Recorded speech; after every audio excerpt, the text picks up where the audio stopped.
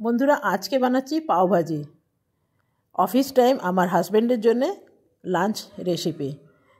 Hey everyone, welcome back to my channel. আশা করি আপনারা সকলেই খুব ভালো আছেন আর আমিও খুব ভালো আছি।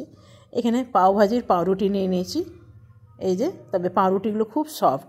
আমার হাজব্যান্ড বলল রোজ রোজ তো একঘেয়ে খেতে ভালো লাগে না, তো আজকে পাওভাজি বানাচ্ছি অনেক দিন পর। তো বললো একদম ঘরের মতন বানাবে, না বেশি থাকবে মাখন আর না থাকবে মশলা। বাজারেরগুলো আমার হাজব্যান্ড খেতেই পারে না, অনেক বেশি মাখন আর অনেক বেশি মশলা দেওয়া থাকে বলে। তো আমাকে বললো ঘরে যেরকম হয় কম মশলা কম বাটার সেরকমভাবে বানাবে। তো আমি এখানে কেটে নেব দুটো পেঁয়াজ, মিডিয়াম তো নয়, একদম ছোট সাইজেরই দুটো পেঁয়াজ নিয়েছি। এরকম সাইজের আরেকটা আমি কেটে নেব।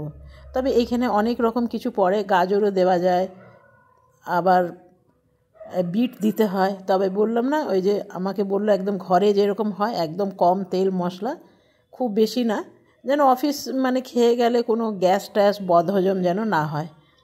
আর এমনি তো তেল মশলা ঘি বাটার এগুলো একদম পছন্দ করে না। কেটে নিলাম টমেটো আর কেটে নিলাম ধনেপাতা। যদি আপনাদের পছন্দ লাগে কম তেল মশলা বাটার ঘি, তাহলে কিন্তু এই রেসিপিটা আপনারা ট্রাই করতেই পারেন। বাজারে তো দেখুন অনেক কিছু মেলানো থাকে, যেগুলো আমরা মানে বাধ্যতামূলক অনেক সময় লোভের বশে খেয়েই ফেলি। কিন্তু এরকমভাবে বাড়িতে বানাবেন। এটা দিলাম পাওভাজি মশলা হাফ চামচ, খুব ভয়ে ভয়ে দিলাম, কেন একদম মশলা দিতে মানা করেছিল। তো একটু পাওভাজি মশলা না দিলে কি ভাল লাগবে, সেই জন্য দিয়ে দিলাম নুন হলুদ সামান্য জল। আর এখানে দিয়ে দিলাম আলু সেদ্ধ। এখানে আমি 3খানা আলু দিয়েছি, আর দিয়ে দেবো আর একটু জল। এটা মোটামুটি রেডি হয়ে গেল। আর অফিস টাইমের সময় না এত তামঝাম তো করাও যায় না, একটু জল দিয়ে দিলাম, ব্যাস এটা আমার হয়ে গেছে। এটা শিফট করে নেব ওই দিকে, আর এই দিকে বানিয়ে নেবো আমি পাওভাজিটা।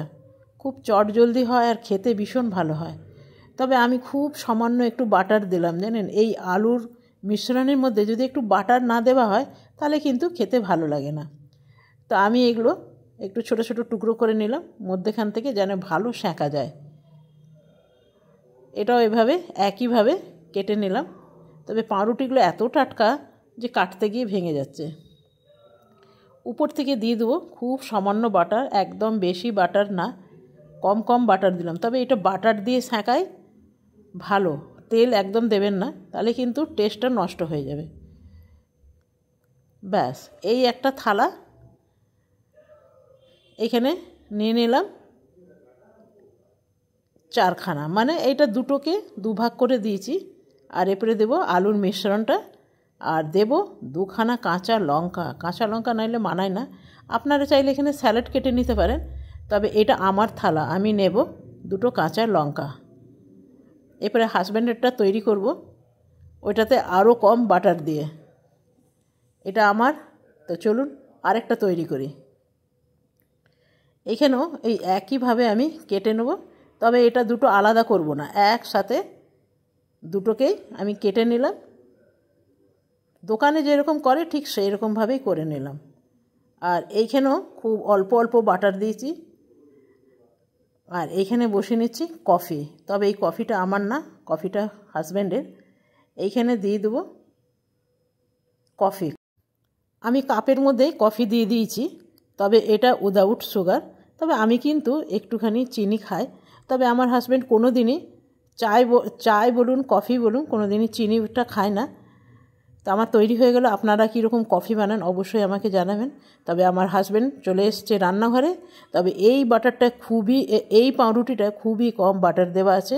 আগেরটা একটু বেশি পড়ে গেছিলো বলে সেই জন্য আমি নিলাম, আর এটা আমার হাজব্যান্ডকে দিচ্ছি। তো চলে এসছে রান্নাঘরে, চলুন দিয়ে দিই।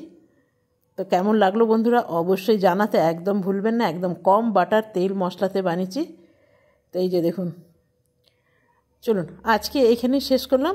ধন্যবাদ।